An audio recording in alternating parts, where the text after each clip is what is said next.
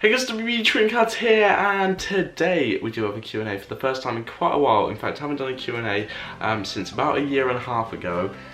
So yeah, I'm going to be answering quite a few of the questions that I answered in my last Q&A and this one, partly because some of the answers have changed and partly because a lot of people are new since then, so won't have heard the answers. But yeah, we'll get straight into it. And the first question is, why do you support Chelsea? Now, I support Chelsea basically for the same reason that many people support their teams. It's simply that my dad grew up in that area, so with Chelsea as his local team, and because he supports them, I've grown up supporting them as well. Question number 2 is, what is the best pack you've ever opened? And for me, it obviously has to be the 2 hero packs that I've managed to get. That was in the 15-16 season and the 16-17 season, and I think this season's one just about edges it because of more limited editions in the pack, but obviously last season's had less 100 clubs. But anyway, yeah, both of those 2 packs are definitely far above any other packs I've managed to get. Top 5 Premier League places at the end of the season. Okay, so for me, I think it's pretty certain that Chelsea are going to go for the title, and yeah, they're 10 points ahead with only 11 games remaining, so I don't think anyone's going to catch them.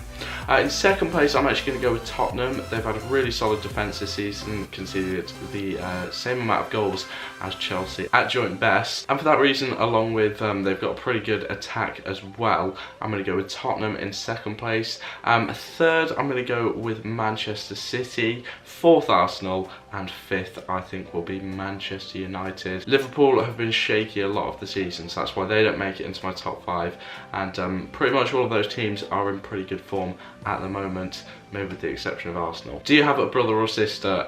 Yep, I've got 2 brothers, no sisters. One of my brothers is older than me and one is younger than me. What made you start YouTube? So this is something I've talked about a bit in the past, but essentially it was because match text was one of the interests that I had at the time when I started the channel, and I've also had a bit of a passion for filmmaking since I was about 10 or 11 years old.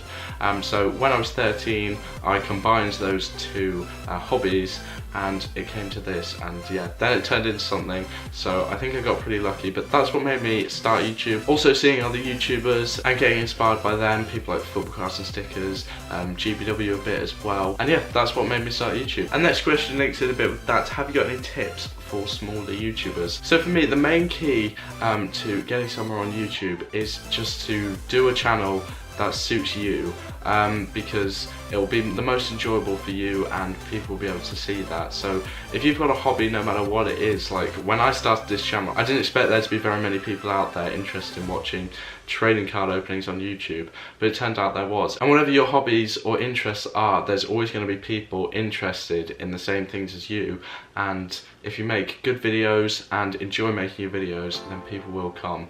I'd also say consistent uploads is really important. I know I don't really stick to this myself at the moment, but yeah, as long as you're getting out 1 to 2 videos a week and not uploading loads of videos in one day, then not a video for another 2 weeks, I think that is also really helpful, so people keep coming back to your channel. And yeah, those would be my tips. Start something that you're interested in, because people will be able to see that, and also upload consistently is the most important practical thing I think you can do. Why do you collect match tags? So this is something that I'm pretty sure I've answered before, but basically I started collecting in primary school at about the age of 7 or 8, and then collected for a few years, then stopped.